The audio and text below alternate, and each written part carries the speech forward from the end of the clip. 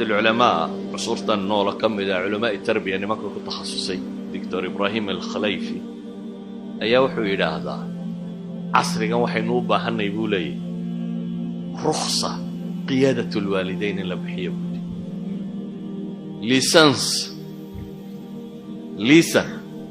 ليسن كوالد ما ينقفك الله سيبو لين تانو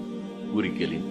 وإلا بوليه سنو شبيا عرتنا وشويسا ليسن كوالد ما وامحي ودنا المسلمين تين دايرتا ودن كمدا أيا وحى بطي فريتانكا أراس بلا دقيقة ومبالس فريا أراس بلا دقيقة دك فرستي دولة واحد تريسيا وحجرها دولة الدراسة مركز سمايان وحيدا هذا dadku iyagoo aan la barin guurka iyo waxa ka ratibmaya iyagoo moodaya meeshu sax inay tahay in la tunto wiilkiyo gabadhu inay tumanayaan iyagoo moodaya ayay guri galaan dabeetana maadaama aqoon darradaasi ay jirto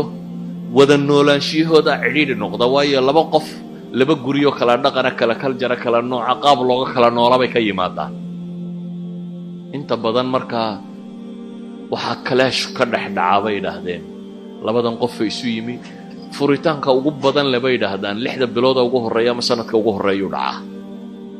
waxa xalabay dawladdu Swedish waxay dawladdu garatay markaa waxaynu sameeyay